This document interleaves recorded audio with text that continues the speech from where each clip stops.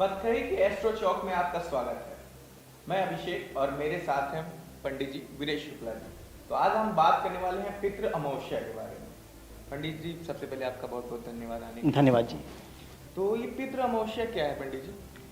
देखिए, पितृ अमावस्या की अगर हम बात करते हैं तो इसको जैसे पितृपक्ष चल रहे हैं जी, तो हम इसको एक दूसरे नज़रिए से भी देखते हैं। ये पितरों का त्यौहार है कि उस साल में 12 महीने होते हैं, हम उनको कभी याद नहीं करते हैं। जब भाद्रपद आता है, भादों का महीना होता है, तो हम देखते हैं अपने पितरों को याद करते हैं। उस समय जो जल दिया जाता है वो सीधे उन्हीं के पास जाता है। एक हम साधारण भाषा में बात करें कि अगर आप किसी डॉक्टर के पास जाते हैं और उसका मिलने का समय सुबह 10 बजे से और दोपहर में 2 बजे तक का है और वो संडे को नहीं मिलता है, तो अगर संडे को जाएंगे तो क्या वो आपको मिलेंगे डॉक्टर? नहीं मिलेंगे। और 2 बजे के बाद जाएंगे तो क्या डॉक्टर मिलेंगे? नहीं मिलेंगे। तो पितृपक्ष कहा जाए, ये जो भाद्रपद होता है इसमें पितरों के लिए विशेष होता है कि वो इस समय उपलब्ध होते हैं आपकी सारी ब्लेसिंग्स देने के लिए, और आपके सारे जो रिचुअल्स करते हैं हम लोग, जो भी दान पुण्य करते हैं, उनको ग्रहण करने के लिए होते हैं। पितरों को खुश क्यों किया जाता है? अगर साधारण भाषा में बात करें तो आप देखते हैं कि जैसे हम घर में अपने माँ बाप को साक्षात हैं, उनको भगवान का रूप माना गया है। लेकिन कुछ ऐसे घर हैं जहाँ पे माँ बाप को अनाथ आश्रम में छोड़ दिया जाता है, ठीक है, वृद्धाश्रम में छोड़ दिया जाता है। कुछ ऐसी जगह हैं कि घर में उनको एक कोने में डाल दिया जाता है, उनसे पूछा ही नहीं जाता है। और कुछ ऐसे घर हैं जहाँ पे माँ बाप को बिल्कुल देवता तुल्य माना जाता है। तीनों जगह आप अंतर देखेंगे, उन घरों की एनर्जी क्या होगी। तो मरने के पहले भी अगर हम उनको देवता मानते थे और मरने के बाद अगर हम उनको जल दे रहे हैं तो वो तो ग्रहण करते हैं। लेकिन अगर हम सोसाइटी को दिखाने के लिए पितृपक्ष चल रहा है तो हम उनको जल दे दें तो क्या उनको लाभ करेगा? क्योंकि जिंदा होने पे जब वो जीवित थे तो हमने उनको पानी के लिए पूछा नहीं, मरने के बाद हम सोच रहे हैं हम उनको जल दें और वो हमें ब्लेसिंग्स दे दें। क्या ऐसा होगा?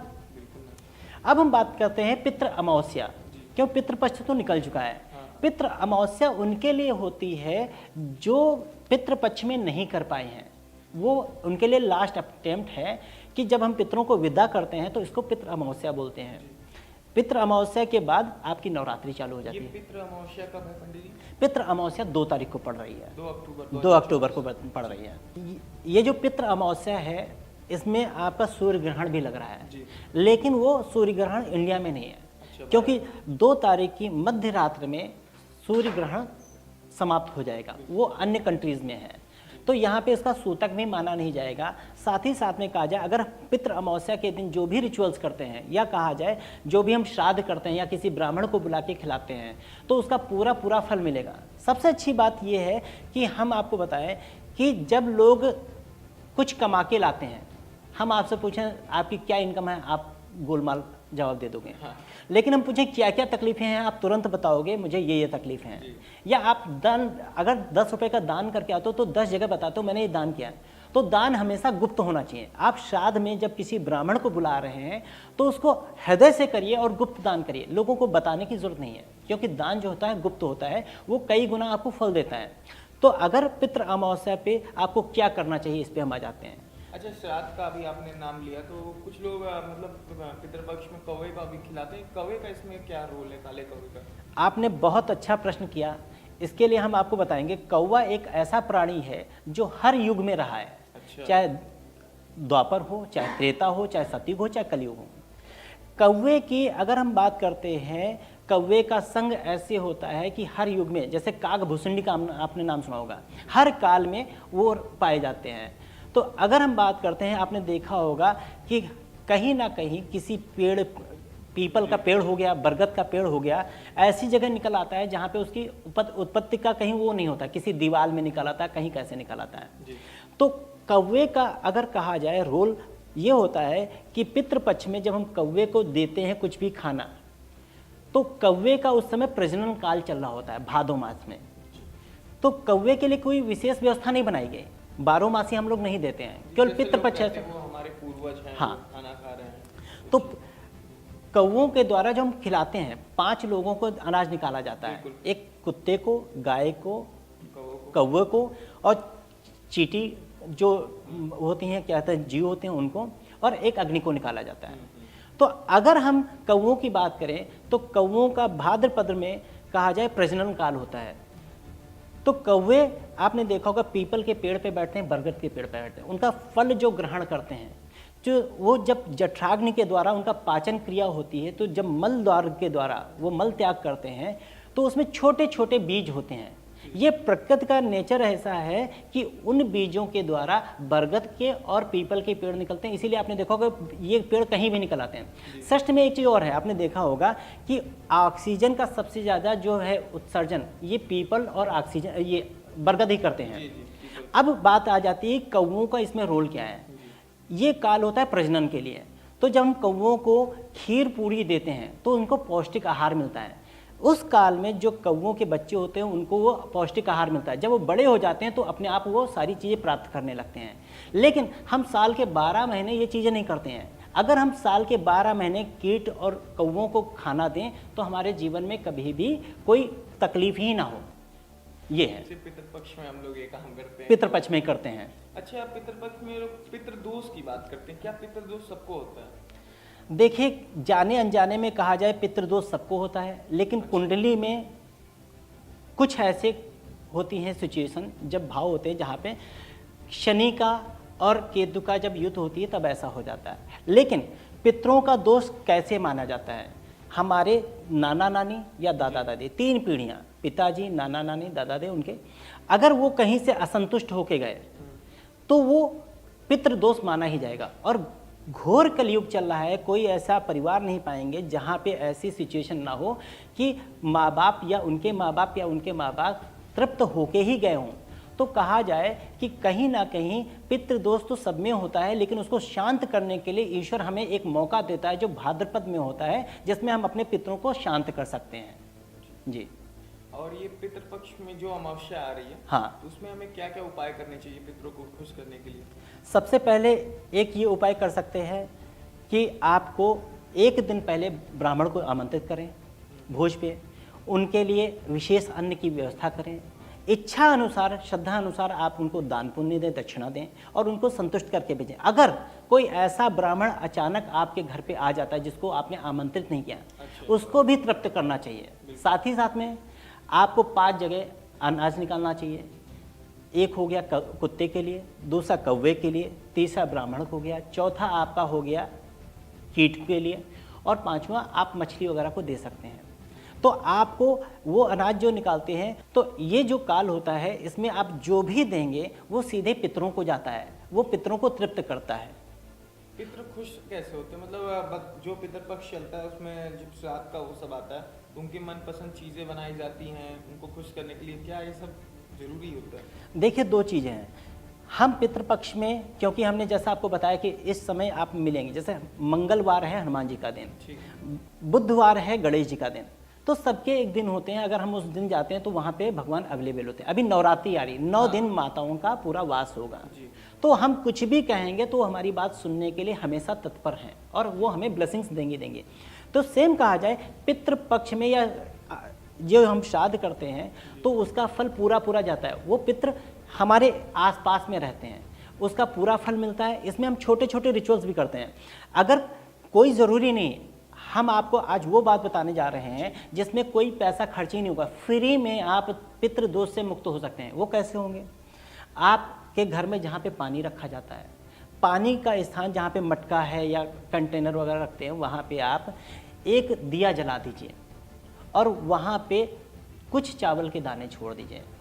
दक्षिण मुख को आप दिया जलाएंगे, वो पितरों को भी शांत करेगा। दूसरा, 12 मासी हम पितर को कैसे खुश करें?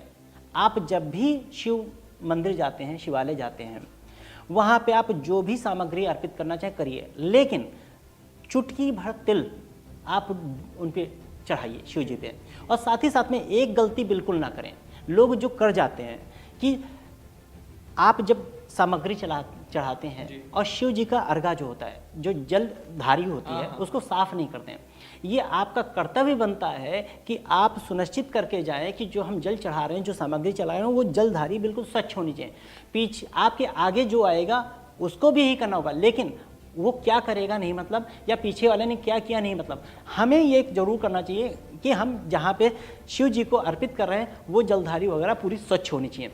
और अगर आप ये करते हैं, तिल अर्पित करिए और महामृत्युंजय मंत्र का ओम त्र्यंबकम यजामहे वाला मंत्र का आप जप करिए तो आपको कभी भी पितृदोष लगेगा ही नहीं। हाँ, ये बात अलग है कि एक प्रोसेस होता है जिसमें हम गया करते हैं, वो सब आपको करना होगा, लेकिन आपके जीवन में जो टेम्परेरी संकट आते हैं, बनते बनते काम बिगड़ जाते हैं, घर में एक कलह का माहौल होता है, या आपके ऑफिस में आपको नहीं बन पा रही, पति पत्नी में अनबन है, कुछ ना कुछ कलह का माहौल बना रहता है, इसमें आप देखेंगे इमीडिएट शिफ्ट आता है। अच्छा, ये जो पितृपक्ष चल रहा है, तो क्या इसमें पूजा पाठ भी करना चाहिए? क्योंकि हर कई जगह मंदिरों के कपाट बंद हो जाते हैं, ऐसा क्यों? देखिए, पूजा पाठ की अगर हम बात करते हैं तो आज की डेट में समाज में किसी को भी पूजा पाठ नहीं आती है। अगर आपके पास किसी ब्राह्मण को बुलाने के लिए नहीं व्यवस्था बन पा रही, एक बहुत सरल तरीका हम आपके माध्यम से आपके चैनल पे बताना चाहते हैं। आपको क्या करना है, गीता का 7वां अध्याय जिसमें बताया गया पितरों के ऊर्ध्वगमन के लिए व्यवस्था की गई, आप अगर पढ़ पाते हैं तो बहुत बढ़िया, अगर नहीं पढ़ पाते हैं उसकी भी बहुत सुंदर व्यवस्था है। यूट्यूब पे सब कुछ फ्री है, बिल्कुल। आपने यूट्यूब पे बजा लिया, जल ले लिया, जैसे उसमें बताया गया जल दे दिया गया, वो जल देने के बाद वो पीपल के वृक्ष पे, तुलसी की वृक्ष पे या किसी भी वृक्ष पे आप अर्पित कर दीजिए, आपको वही फल मिलेगा जो आपको वैसे ही मिलता है, ब्राह्मण के द्वारा मिलता है। तो आज की डेट में अगर हम अपनी चीज़ों को सुधारना चाहें तो बहुत सारे हमारे पास आसान तरीके हैं कि हम कैसे पितरों को खुश कर सकते हैं। साथ ही साथ में जैसे पितृ अमावस्या, एक छोटा सा हम आपको उपाय बताते हैं कि एक कटोरी ली, उसमें चावल डाले, उसी में आपने कपूर जला दिया।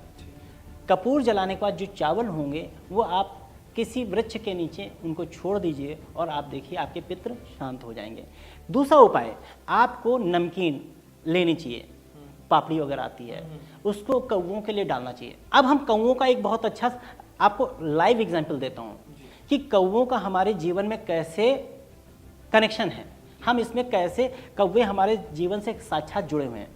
एक माता जी थी, पारसी समाज की हुआ करती थी, और ये आप अगर गूगल पे सर्च करेंगे मिल जाएगा। तो बॉम्बे में हुआ करती थी, उनको पैरालिसिस का अटैक पड़ा, तो उनको एक कमरे में रख दिया गया, एज भी हो गई थी, डॉक्टर ने बोला अब इनके अंदर मूवमेंट नहीं आ सकती। वो वहीं पे लेटी रहती थी, बिस्किट वगैरह वहीं रखे रहते थे। एक ऐसा दिन आया कि पीछे एक झरोखा हुआ करता, तो वहाँ पे एक कौवा आया, तो कौवे को माता जी के देखने की इच्छा हुई, तो उन्होंने पलट के देखा, तो उनके मन में आया कि हम इसको बिस्कुट दे दें। उन्होंने बिस्कुट दिया, कौवे ने खाया। अगले दिन कौवे का फिर आवागमन चालू हुआ, फिर 5 कौवे आए, फिर 10 कौवे आए, माता जी बिस्किट देने लगी, उनके शरीर में मूवमेंट चालू हो गया। आप यकीन नहीं मानेंगे, 1 महीने के अंदर माता जी खड़ी हो गई, जिनको डॉक्टर ने बोला था ये कभी उठ नहीं सकती। और माता जी ने क्या किया, उसके लिए ग्रेटिट्यूड, आभार व्यक्त करने के लिए अपनी जितनी संपत्ति थी सब एक ट्रस्ट बनाई और कौवों के नाम पे कर दी। दूसरा एग्जाम्पल देते हैं आपको, काफी अच्छी बात कही। एक दूसरा एग्जाम्पल देते हैं। गुजरात में एक साहब हुआ करते थे, उन्होंने रिटायरमेंट ले लिया। तो रिटायरमेंट के बाद क्या होता है, आदमी के पास कोई काम तो होता नहीं, बस घूमो टहलाओ करो। शाम के वक्त वो आप फुटपाथ था, वहाँ पे बैठे थे और अपना नमकीन खा रहे थे। पास में एक कौवा आके बैठ गया, तो उनके लगा कि ये कुछ मुझसे मांग रहा, उनको नमकीन दे दी, उसने खाया। वो रेगुलर वहीं आते थे, कौवा आने लगा, 4 कौवे 5 कौवे, थोड़ी नमकीन दी, फिर अगले दिन ये सिलसिला चलता गया। 100 ग्राम, 200 ग्राम, 1 किलो, 4 किलो, 5 किलो, इतना 5 किलो तक। और कौवे इतने आने लगे कि वो कौवों वाले काका के नाम से कहने लगे। मतलब ये वहाँ का, ये कहा जाए वो फेमस हो गए कौवे। हम आपको बताएं, हमारे ही शहर में, हमारे ही पास में हमारे एक भाई हैं, परिवार के हैं, वो रिटायर हो चुके हैं, साइकिल से चलते हैं, लेकिन जब घर से निकलते हैं वो 1-2 झोलों में बिस्किट नमकीन सब कुछ भर लेते हैं, और बिस्किट नमकीन सब भर लेते हैं। उनके जगह सुनिश्चित हैं, वहाँ पे जाते हैं, कौवे, बंदर, चींटी, मछली सब उनके पास आ जाते हैं और वो खिलाते हैं। तो आप ये मत समझिए कि हम केवल एक दिन खिला के कुछ कर सकते हैं। अगर आपके अंदर दान देने की क्षमता है तो आप आजीवन कैसे पितरों को खुश करें, क्योंकि पितर हम कहते हैं ना, हमारी बहुत सारी योनि हुई हैं, उनमें जन्म लेते हैं, तो हम कैसे भी मदद करके उनको हम तृप्त कर सकते हैं। किस रूप में भगवान आ जाए, किस रूप में हमारे पितर आ जाए, हमें नहीं पता होता है। आपने कई जन्मों की बात सुनी होगी। तो जब जन्म होते हैं तो कोई जरूरी नहीं कि मनुष्य योनि में ही लें, हर योनि में आदमी जन्म लेता है। तो किस योनि में आपके पितर आके आपसे आपका फल ले जाएंगे और आपको ब्लेसिंग्स दे जाएंगे, आशीर्वाद दे जाएंगे, आपको नहीं पता। जी अभी आपने मैंने पूजा पाठ की बात करी थी। आज का युग मॉडर्न हो गया पूरे तरीके जी। से। ये लोग कहते हैं पितृपक्ष में ये नहीं खाना चाहिए, वो नहीं, लेकिन आप कोई दिन तारीख लोग नहीं देखते हैं, कभी मांस मदिरा का भक्षण करते हैं, सब करते हैं। तो क्या ये सब मतलब सही है पितृपक्ष में? देखिए, अगर वैसे बात करें, इससे भी पितृदोष होते हैं? बिल्कुल। देखिए, अगर हम वैसे बात करें, मदिरा क्या सही है? नहीं, बिल्कुल नहीं। गुटखा खाना सही है? बिल्कुल नहीं। जो लोग पीते हैं वो कहते हैं सही है, बात सही। अगर सही है तो बच्चों के साथ क्यों नहीं पीते हैं? बहुत सही बात छुपा के पीते हैं ना। जी। हम जब एक बहुत सोसाइटी में गलत मैसेज चल रहा है, मैसेज ये गलत चल रहा है, वेस्टर्न कल्चर को लोग फॉलो हाँ। कर रहे हैं कि वो करिए, ठीक है, हमें उससे कोई आपत्ति नहीं। आपको जब पिक्चर जाना होता है, जब आपको पब जाना होता है, जब आपको मदिरा पान करना होता है, ड्रिंक करना होता है, कुछ उल्टी सीधी हरकत करनी होती है, आप कभी भी मुहूर्त नहीं देखते हो। बिल्कुल जब आपको पूजा करनी होती है तब मुहूर्त के पीछे भागते हो। क्या लॉजिक है? कोई शुभ कार्य के लिए कोई मुहूर्त होता है? नहीं, बिल्कुल भगवान को जपना है तो हम मुहूर्त देख रहे हैं, लेकिन जब हमें गंदी हरकत करना है तब मुहूर्त नहीं देख रहे हैं। कभी भी कर ले रहे हैं। तो हम किस दिशा में जा रहे हैं, ये हम खुद ही भटके हुए हैं। और दूसरी बात है, हम किसी को गलत नहीं कहते हैं। इंसान अगर जब भी जग जाए तब सवेरा है। और हम अपने जीवन में हमें वो आचरण करना चाहिए जो आचरण हम अपने बच्चों के साथ में घर में बैठ के कर सकें। अगर हम कुछ भी छुपा के कर रहे हैं, समझ ले वो आचरण गलत है, 100% गलत है। जी अच्छा, ये पितृपक्ष में क्या हमारे पितृ घर पे भी आते हैं? बिल्कुल आते हैं। वो कहीं ना कहीं, जैसे मैं आपको बताऊं, मैं एंजल्स वर्क भी करता हूं। अच्छा अच्छा। हम उनको बुलाते हैं तो वो आते हैं। कई बार आपने देखा होगा, लोगों ने बोला इनके ऊपर साया आया है। जब माँ बाप का साया उठ जाता है बहुत बुरा लगता है, लेकिन वापस साया आ जाता है तो और बुरा लगता है। बात सही कि नहीं सही? बिल्कुल। क्योंकि वो तृप्त आत्माएं नहीं होती हैं। जब उनका, अगर हम थोड़ा सा इस पे और आपको लॉजिक पे बात करते हैं, हमारे सृष्टि में 5 चरण होते हैं। जी। पहला चरण होता है जहाँ पे ये पत्थर पड़े होते हैं, जो पत्थर है, मिट्टी है, ये सब होते हैं, नॉन लिविंग थिंग्स जिसको बोलते जी, हैं। दूसरा लेवल होता है लिविंग थिंग्स का, जिसमें कौन आते हैं? पेड़ पौधे आते हैं, लेकिन वो नॉन मूवेबल होते हैं, मूव नहीं कर सकते हैं। तीसरा प्लेन जो होता है उसमें आपका इंसान आता है, मानव आता है, जानवर आता है, जो मूव कर सकते हैं, सांस ले सकते हैं, एक्ट कर सकते हैं। जी। तीसरा वो होता है जब हमारी मृत्यु होती है, इंसान की हो, जानवर की हो। जब इंसान की मृत्यु होती है और उसका हिसाब किताब हो जाता है तो उसको हम बोलते हैं इनको मुक्ति मिल गई। लेकिन जिनके हिसाब किताब की नहीं हो पाता है, वो अतृप्त आत्माएं होती हैं। तो वो जो आपका चौथा प्लेन होता है, वहाँ पे अतृप्त आत्माएं घूमा करती हैं, जिनका मुक्ति नहीं हो पाती है। उसके ऊपर जो चौथा प्लेन होता, 5वां प्लेन होता है, वहाँ पे एंजल्स होते हैं। एंजल्स कहा जाए, एंजल्स क्या है हम आपको बताते हैं सरल शब्दों में। धरती पे रामचंद्र जी, कृष्ण जी, साईं बाबा, जितने भी पुण्य आत्माएं आई हैं जो धरती पे आई हैं और चली गई, वो हमारे एंजल्स हैं। एंजल्स एक ये विधा वो है जो विदेशियों की है, लेकिन उनके एंजल्स अलग हैं, हमारे भी एंजल्स हैं। रामचंद्र जी, कृष्ण भगवान, साईं बाबा, हम जो कहते हैं वो हमारी मनोरथ पूरे करते हैं। फिर इसके ऊपर दूसरा प्लेन होता है जिसमें आर्क एंजल्स होते हैं, जो बहुत सुपर पावर होती है। फिर उसके ऊपर होता है क्रिएटर, जिसने दुनिया को बनाई है। 6th लेवल जो होता है लॉ ऑफ क्रिएशन का होता है, जो लॉ ऑफ क्या कह सकते हैं, हाँ, नेचर ऑफ लॉ होता है। नेचर ऑफ लॉ क्या होता है कि आपके शरीर में जो जैसी व्यवस्था बनाई, किडनी कहाँ है वहीं होगी, हार्ट कहाँ है वहीं होगी, ब्रेन कहाँ है वहीं होगी। जानवर में भी देखिए, हर जानवर में वही व्यवस्था बनाई गई। अगर ये व्यवस्था गड़बड़ होती तो सृष्टि उथल पुथल नहीं हो जाती, पेड़ चलने लगते, गड़बड़ हो जाता। तो लॉ ऑफ नेचर जो है ये बताता है कि हमारे नेचर ने, हमारे ईश्वर ने, हमारे यूनिवर्स ने कैसे चीज़ों को मैनेज किया। सुबह अगर सूरज निकलता है तो सुबह ही निकलेगा, और रात में चंद्रमा निकलता है तो चांद ही निकलेगा। अगर इसमें फेर बदल होता, कहीं 10 बजे निकल रहा, कहीं 11 बजे निकल रहा, कहीं 1 बजे निकल रहा, तो सृष्टि उथल पुथल हो जाती है। तो यूनिवर्स ने क्या किया, सारी चीज़ों को व्यवस्थित किया। इसके ऊपर क्या होता है, क्रिएटर आता है, जिसको हम यूनिवर्स बोलते हैं, भगवान बोलते हैं, गॉड बोलते हैं, वो जो जिसने सृष्टि को बनाई। तो इस तरह से ये प्लेन्स होते हैं, यहाँ पे ऐसा होता है। तो हमारे जो पितृ होते हैं वो कहीं जाते नहीं, एक प्लेन में शिफ्ट कर जाते हैं। हम आपको एक उदाहरण देते हैं। सपोज हम इस प्लेन में चल रहे हैं, हमारी उठक बैठक हमारे इन लोगों के साथ में है जो हमारे आसपास के लोग हैं, लेकिन हमारा ज्ञान बढ़ा, हमारा प्रमोशन हुआ, हमारे थोड़ा लेवल उठा, तो लोग कहते हैं कि मुझसे लोग छूट रहे हैं, लेकिन जिस लेवल पे हम आए उस लेवल के लोग मुझसे टच में आ गए, फिर उस लेवल से हम थोड़ा उठे, हमें उस लेवल का है नीचे आए। तो सेम होता है कि ये हमारे पितृ जो जाते हैं शरीर छोड़ के, जिसको गीता में बताया गया आत्मा अमर अजर है, वो कहीं जाती नहीं, यहीं रहती है। तो अगर हम सोल कांटेक्ट की बात करें, एनर्जीज की बात करें, तो सोल चैनलिंग होती है, हम सोल को बुला भी सकते हैं। तो ये तो दूसरा टॉपिक हो गया, इस पर हम किसी और दिन चर्चा करेंगे। लेकिन पितृ कहा जाए हमारे आसपास ही रहते हैं, वो हमें ब्लेसिंग्स देते रहते हैं, आशीर्वाद देते रहते हैं, हम अपने जीवन में कैसे तरक्की करें और उसका भी मार्गदर्शन वो करते हैं। पंडित जी आखिरी सवाल के मैं दर्शकों को कहूँगा कि कमेंट करके बताएं पंडित जी का कैसा लगा, और अमावस्या के बारे में थोड़ा सा और कुछ बता देते तो बहुत अच्छा लगता। देखिए अमावस्या के बारे में हम थोड़ा इसको और आपको बताते हैं।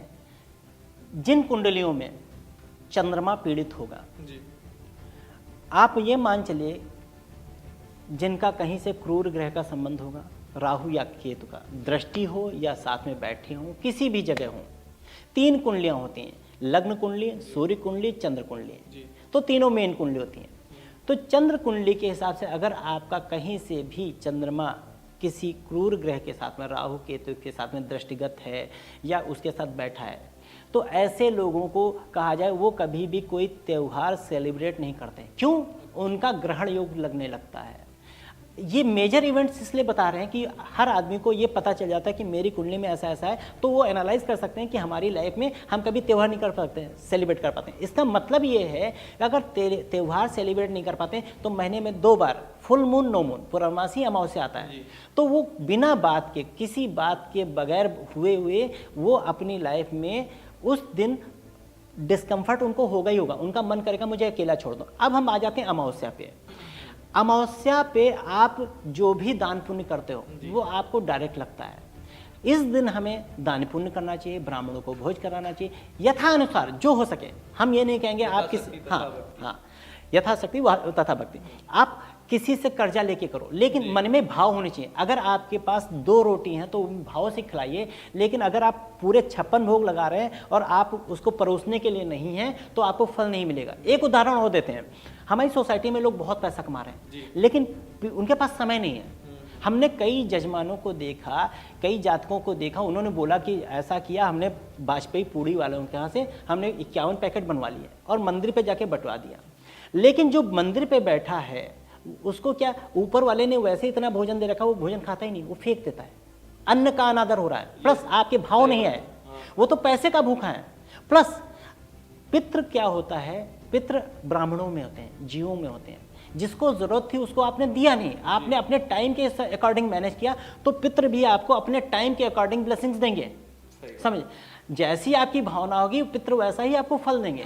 तो आपको कैसे भी, ये जो भाद्रपद होता है, अगर इस साल छूटा है, कई साल छूटा, जब जागो तब सवेरा, अगली बार फिर आएगा, हम इस गलती को सुधार सकते हैं। और पितृ अमावस्या, जब सभी पितरों को हम इसमें विदाई देते हैं, तो हर उस पितृ को, जो आपका पड़ोसी है उसको भी, जो आपका रिश्तेदार उसका भी, जो इस दुनिया में है उसका भी, जो इस दुनिया में नहीं है, सॉरी इसको काट दीजिएगा, जो इस दुनिया में नहीं है, कैसे भी उसकी मृत्यु हुई, आपको सबका उस समय आप एक कह सकते हैं मुक्ति के लिए प्रार्थना कर सकते हैं। वो यूनिवर्स आपका जरूर एक्सेप्ट करता है। अब मैं चाहूँगा आपसे कि आप मेरे दर्शकों को अपने बारे में बताएं, आपसे कैसे टच में आ सकते हैं मेरे दर्शक, थोड़ा अपने बारे में। अगर हम बात करते हैं अपने बारे में, हमारा नाम है वीरेश शुक्ला, हमारी वेबसाइट भी है www.vireshshukla.com। आप हमें गूगल पे सर्च करेंगे तो 80%, मोर देन 80% मैं मिलूंगा हर प्लेटफॉर्म पे। फेसबुक पे भी हूँ, यूट्यूब पे भी हूँ, इंस्टा पे भी हूँ, आपका लिंक्डइन पे भी हूँ। साथ ही साथ में अगर हम आपको अपने बारे में बताएं तो हम एस्ट्रोलॉजर हैं, वैदिक एस्ट्रोलॉजी करते हैं, पाम रीडिंग करते हैं, टैरो करते हैं, डाउजिंग करते हैं।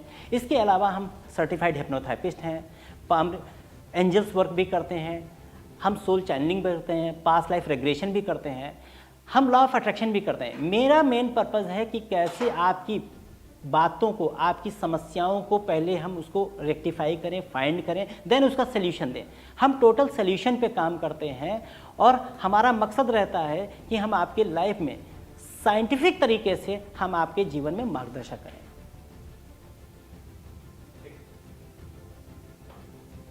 ओके।